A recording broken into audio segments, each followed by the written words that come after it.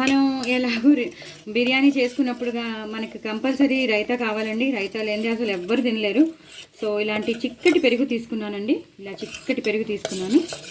చిక్కటి పెరుగు తీసుకుని అందులో కొన్ని పచ్చిమిరపకాయలు వేసుకోవాలి. ఎందుకంటే నేను ఇప్పుడు యాడ్ చేసి ఇందాక చెప్పాను కదా బిర్యానీ మసాలా, మనం పచ్చిమిరపకాయలు, ఉల్లిపాయలు, కొత్తిమీర, పుదీనా, లవంగం, దాల్చిన చెక్క ఇవన్నీ వేసాం కదా. సో ఆ మసాలా కూడా మనం ఇందులో యాడ్ చేస్తాం కాబట్టి చాలా మసాలా రైతా అండి ఇది. చాలా మసాలా రైతా, చాలా చాలా టేస్టీగా ఉంటుంది. సో ఎంత మీకు రుచికి తగినంత వేసుకోండి. ఇంత మిగిలింది కదండి, నేను ఇందులో హాఫే వేస్తాను. సో దట్ మరీ కారం కాకుండా మిగతాది నేను దాచేస్తున్నాను. ఇందాక నేను చెప్పాను కదా, మీరు చేసి పెట్టుకునేటప్పుడే కొంచెం దాచిపెట్టుకోండి ఈ మసాలాని. సో రైతాకి పనికొస్తుందని చెప్పాను కదా. సో అలా ఇలా చూసారు ఎంత చిక్కగా ఉందో. కావాలంటే ఇంకో గరిటె వేసేసుకుందాం, ఏం పోయిందండి, ఇష్టమే కదా, అందరికీ ఇష్టమే. ఇది అయిపోయాక ఇందాక నేను వేసేటప్పుడు వెజిటేబుల్స్ వేసేటప్పుడు 2 ముక్కలు టమాటో ముక్కలు మిగిలిపోయాయి. సో అది ఎందుకు మళ్ళీ ఇందులో వేసేసాను. సో ఎక్కువగా తరిగి పెట్టుకున్న ఉల్లిపాయలండి. రైతా అంటే ఉల్లిపాయలే కదా, ఉల్లిపాయలు లేనిది అసలు రైతా అవుతుందో చెప్పండి. వాసన మాత్రం గుమాయిస్తోందండి, నిజంగా చెప్తున్నా. బిర్యానీ వాసన మీరందరూ తప్పకుండా ట్రై చేయండి. బిర్యానీ రాదని కాదు, అందరికీ వచ్చు. బట్ ఒక్కొక్కళ్ళు ఒక్కొక్క బిర్యానీ చేస్తారు, డిఫరెంట్ మెథడ్స్ ఉంటాయి అంతే తప్ప ఎవ్వరికి రాదని కాదని అందరికీ వచ్చు. సో బిర్యానీ అనేది చాలా ఫేమస్ కూడా.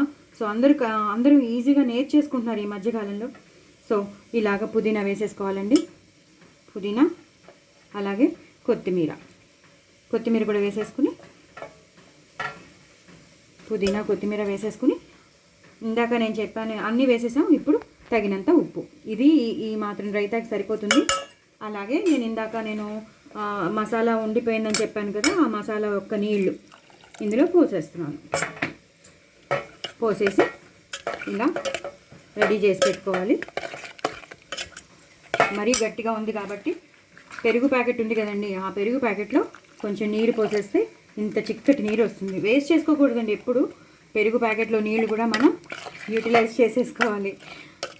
ఇలా యూటిలైజ్ చేస్తేనే కదండి మనం జీవితంలో ఎప్పుడు ఎలా ఉండాలో కూడా తెలుస్తూ ఉంటుంది. హై పొజిషన్లో ఉన్నప్పుడు హై పొజిషన్లో ఉండాలి, మామూలు పొజిషన్లో ఉన్నప్పుడు మామూలు పొజిషన్లో ఉండాలి. అన్ని రకాలుగా మనం ఎగస్ట్రం అవ్వాలి. సో ఇలాగనమాట. ఇంకొంచెం తక్కువైతే కావాలంటే వేసేసుకోవచ్చు, కావాలంటే ఇంకొంచెం డైల్యూట్ కావాలంటే పెరుగు వేసుకోవచ్చు, లేదా వాటర్ వేసుకోవచ్చు. నేను ఇంకా వేయట్లేదు, సరిపోతుంది బిర్యానీకి. అంతేనండి, రైతా రెడీ. ఆ మసాలా మాత్రం కంపల్సరీ వేయండి, ఉల్లిపాయలు ఎక్కువ వేసుకోండి. అక్కడ మసాలాలో పచ్చిమిరపకాయలు ఉన్నాయి కాబట్టి నేను ఇక్కడ తగ్గించాను. మీరు ఒకవేళ మసాలా ఒకవేళ వేసుకోకపోతే మామూలుగా మీరు ఉల్లిపాయ ముక్కలు అలాగే కొత్తిమీర, పుదీనా, పచ్చిమిరపకాయలు వేసేసి నార్మల్ రైతా మీరు చేసేసుకోవచ్చు. ఇది మసాలా రైతా కాబట్టి నేను మీకు షేర్ చేశాను. చాలా చాలా టేస్టీగా ఉంటుంది, ఇంత చిక్కగాను ఉండాలి. ఓకేనా అండి. సో నేను బిర్యానీ అయ్యాక మీకు మళ్ళీ చూపిస్తాను. బిర్యానీ అయ్యాక ఎలా వచ్చిందో నేను మీకు చూపిస్తాను. సో మీరందరూ తప్పకుండా ఎంజాయ్ చేద్దరు కానీ. ఓకేనా.